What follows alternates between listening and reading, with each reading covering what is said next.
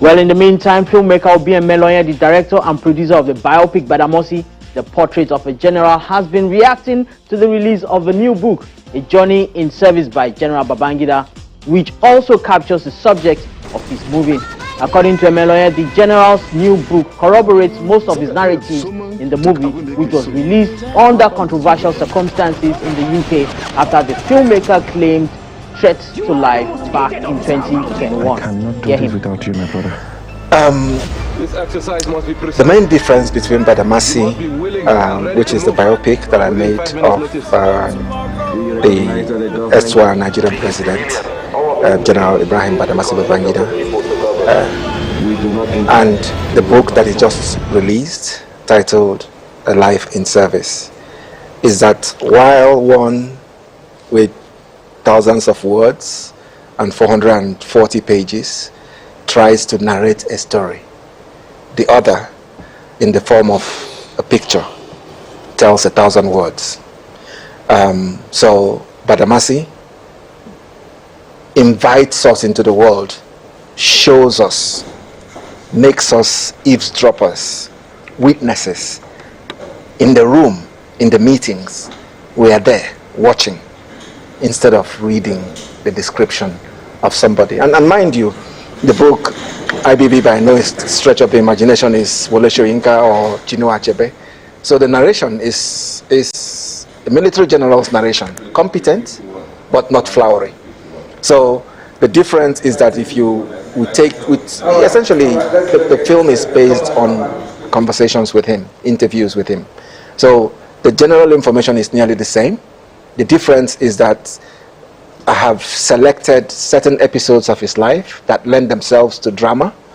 I have, applied a certain level of what I call editorial veto to manipulate, to manage some of the stories in such a way that they have suspense, they have drama, they have intrigue, they are entertaining, they're exciting to watch. So apart from that, we are essentially telling the same stories using different.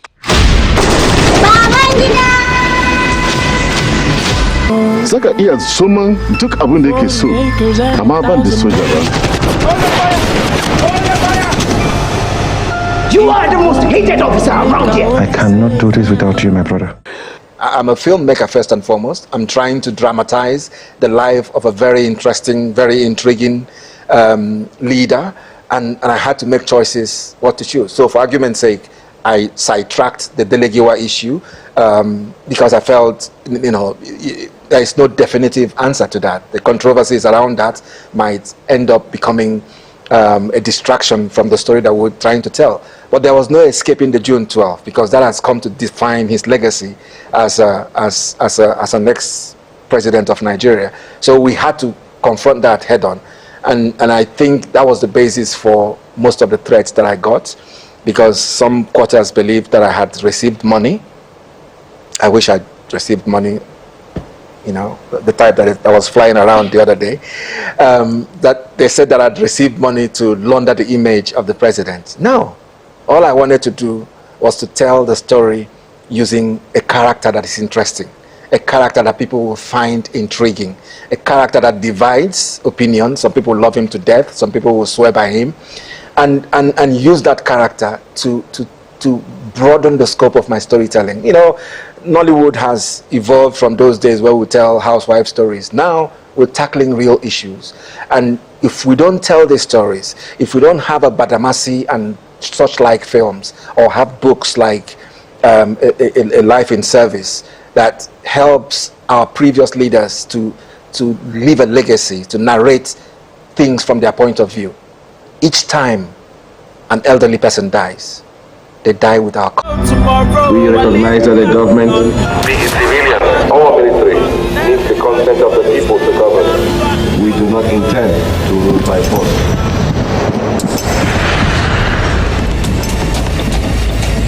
How is your friend? Something is not right.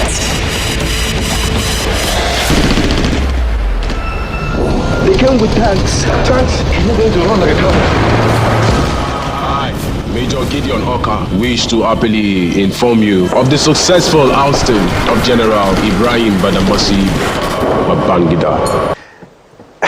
First of all, casting. A lot of people do not believe me when I say that IBB was, very forthcoming with providing really personal, long-held information for the making of this film.